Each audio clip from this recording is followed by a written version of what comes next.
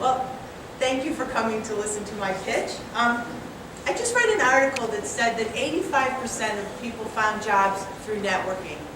And this is a really interesting statistic when you think about how college students find their first job or their first internship. So the world, in a weird way, the world has gotten too big. Everyone from everywhere can apply to every job. So college students are overwhelmed by this whole process.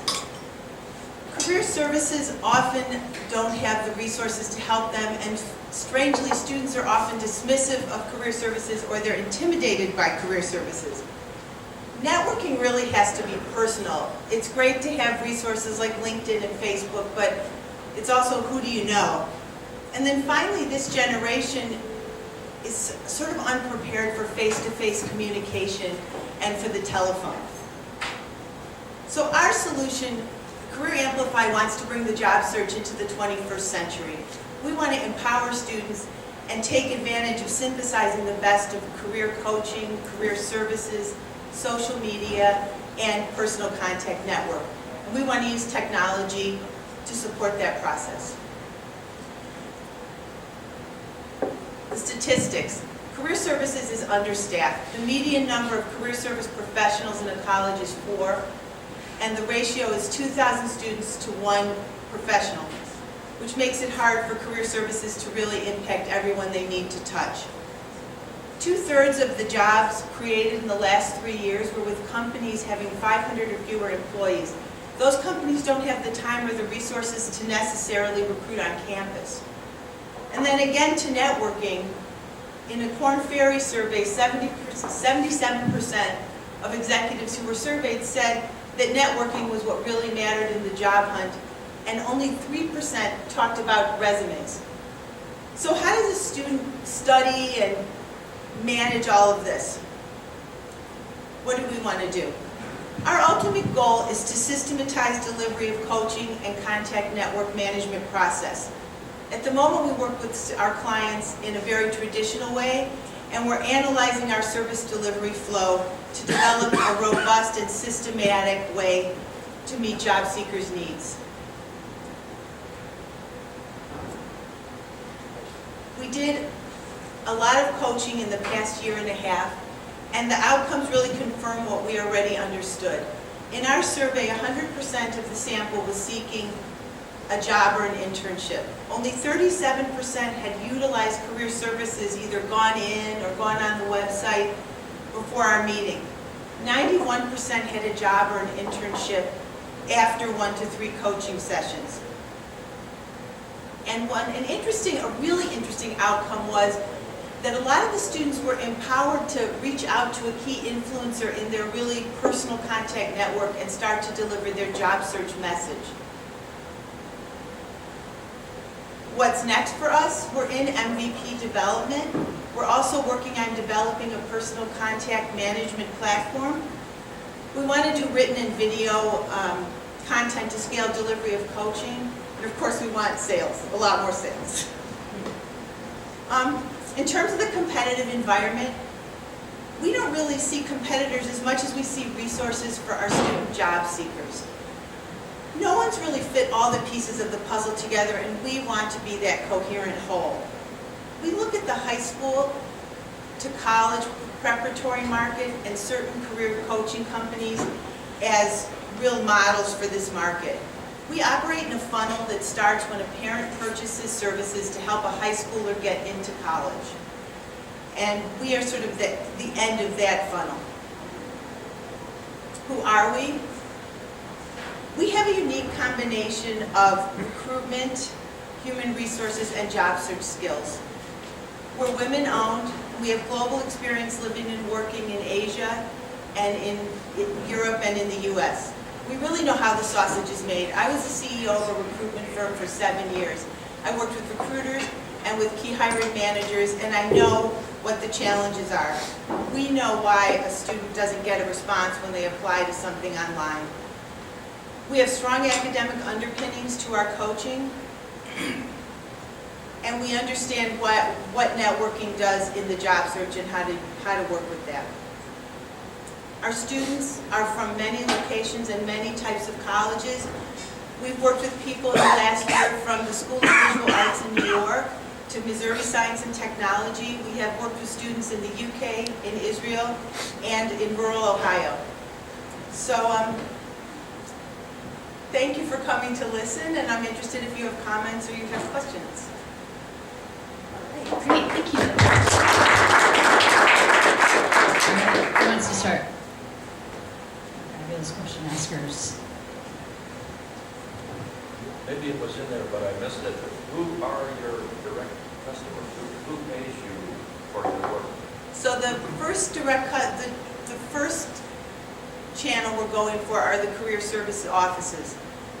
And the second channel is the student or their family unit. And so, but our first channel is career services.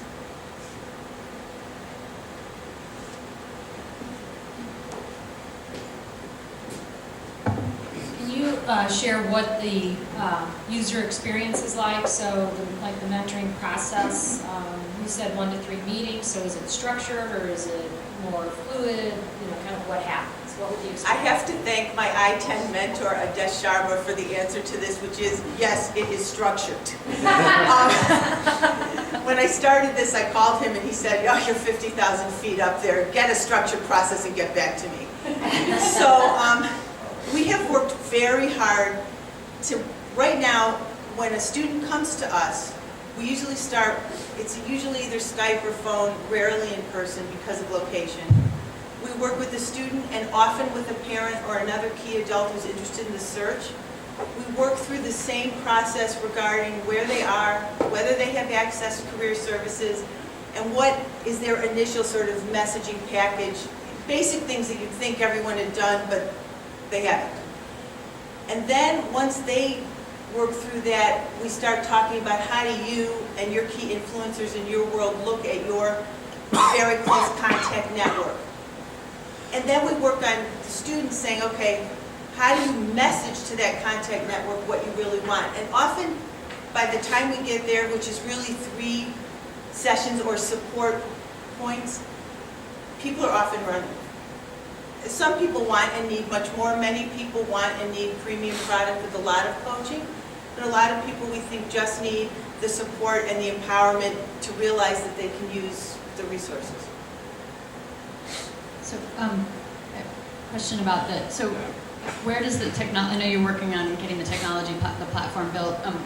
Can you just sort of walk through like how that is a part Right. and how you use that? And what So, that my big dream is that we ultimately have technology where a student is sort of prompted from the beginning of college, things like, oh, welcome to first semester of college.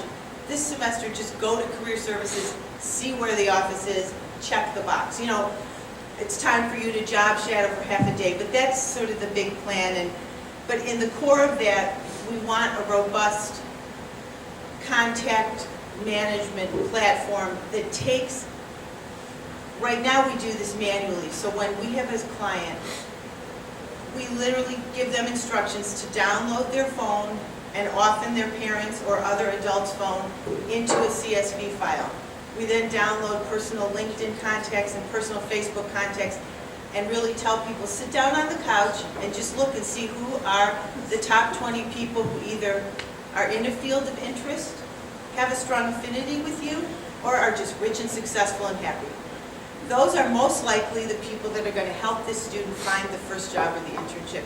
So our first thing in our MVP is working on how do we make that an easy to use process. I talked to one developer who said this is like Tinder. You just got to get it there and tell them to swipe. So that's what we're seeing. So where do you see this going in the near term, short term? What are you looking for? Do you have an ask or a thing that you're looking for right now? I may have missed it, but because I came in kind of late. But I'm just asking, what are you looking for right now for help from us? The things I'm asking for right now is we've really, part of our 2 years of building this up has been looking for the help with developing our technology. And we've been lucky that right now we're working, my partner is in Connecticut, one of my business partners, and Connecticut Innovations has helped us find some resources that are working with us, but we're very interested in ongoing relationships with developers and creative user experience people that work with startup companies. But also, I'm very interested, my big challenging question is, how do I now get from word of mouth and people finding me on LinkedIn to like, how do I get that next step? How do we get a career service office to know that they should talk to us? So it's a lot of our outreach we're looking for. Sales. Yeah, and marketing, yeah. So if you have an answer, I'm interested. Do you have a forte in certain like sectors or areas, or are you trying to be pretty broad? We are not trying to, do you mean in terms of finding a job? Yeah, we're not trying to necessarily find a job for somebody. We want to help students start to develop, for lack of a better term, their career briefcase. We want them to understand that they should start thinking now about their close contacts and keep building that. And I don't mean your 10,000 people you've met randomly, but people who've impacted you, people you've had a good job experience with, 2 people you met in your summer internship that you should keep up with, those things. And then how to, it's very hard now to reach out and actually reach someone. It's a funny thing that you can tweet the president and engage in conversation, but you can't always, I can't necessarily reach any of you by phone. So those are the skills we're trying to give them. How integral is the CRM in your project? Is it just something to get people started, or is it going to be useful further on in terms of managing your contacts? Well, we want it to be an ongoing thing that they keep using, that they keep pulling all their data from many places and have their personal platform. But I think it's also possible that somebody uses it, say, for 3 to 6 months and then puts it aside and picks it back up in 2 years when they say it's time for my next job. It wouldn't be my preference, but I think it's possible. What do you want from us? Like I said, I'm very interested in help with sales, sales and marketing, outreach, digital media. How do I break through the noise? Those are always questions probably everybody has, but we definitely have.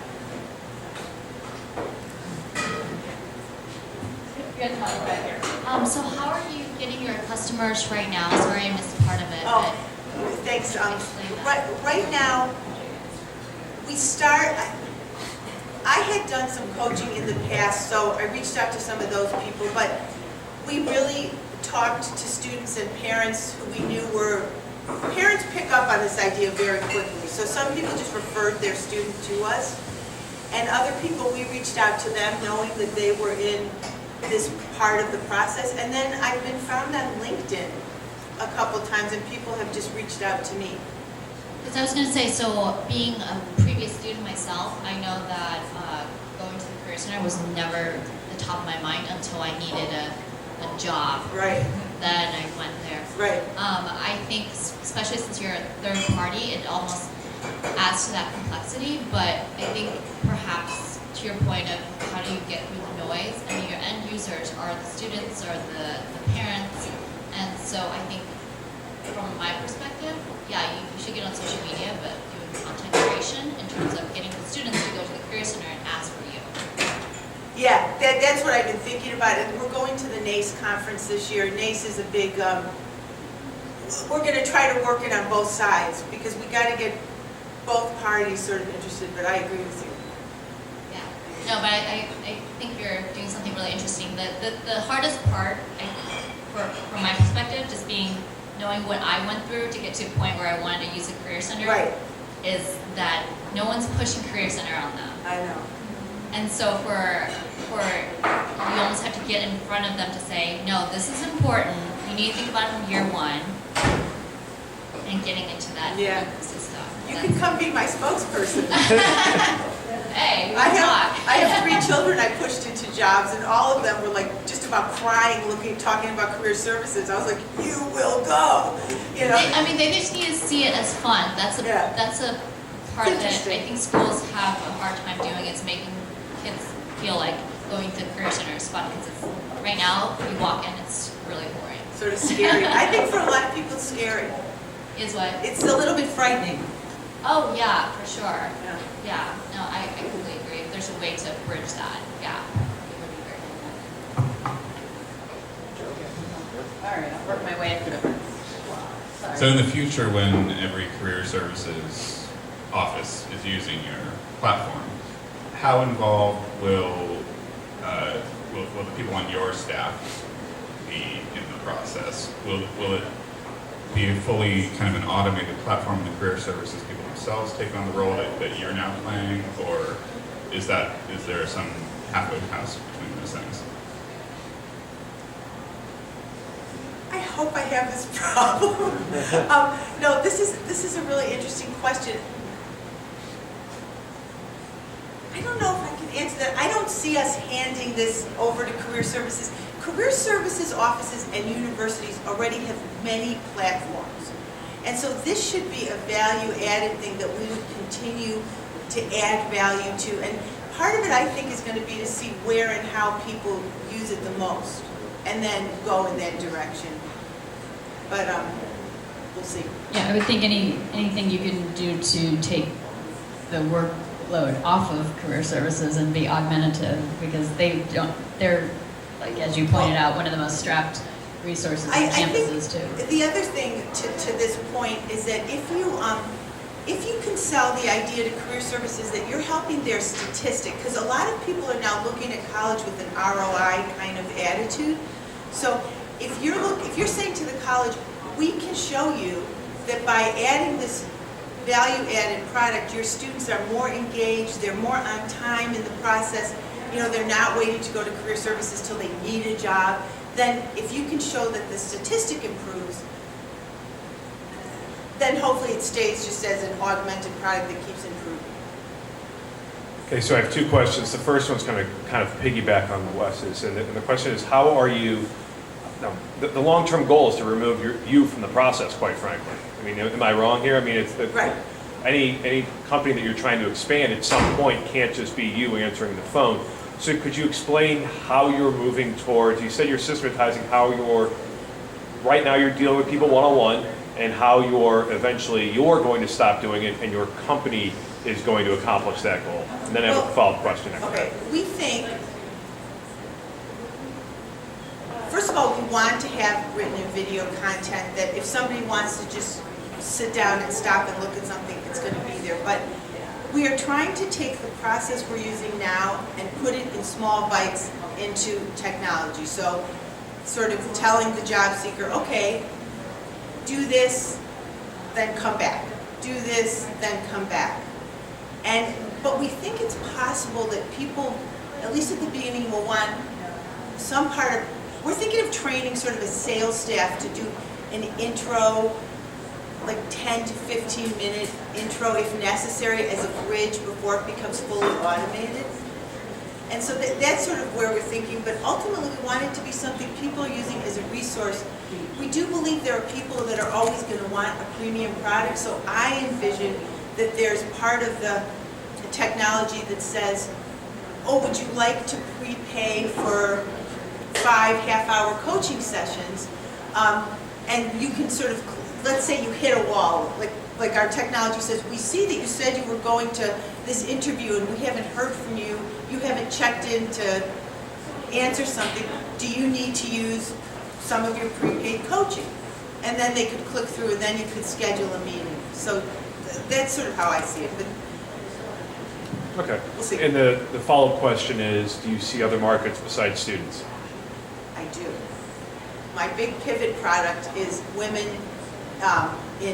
from 45 to 55 divorcing or widowed, who are, or possibly just looking to go back into the workforce. But there's a lot of really talented women that have spent a lot of time doing things that are either volunteer work or in the home and really have bigger challenges than college students do, different challenges, harder to systematize.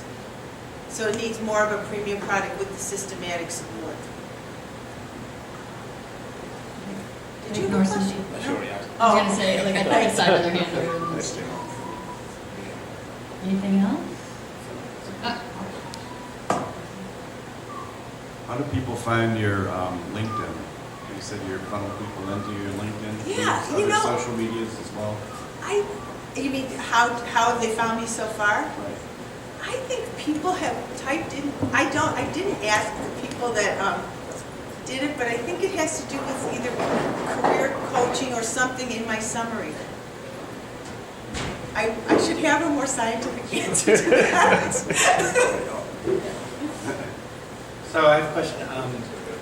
I have found in my years of doing life that what drives people is what they're passionate about doing. Is that a big piece of what it is that you present to folks, as opposed to, you know, what did you get your degree in, or blah blah blah? But you know, what do you love to do and want to be best in the world at someday? Well, so if you ask what do you want to be best in the world at, most of these, especially college students, will just sort of freeze, but it's a really good point.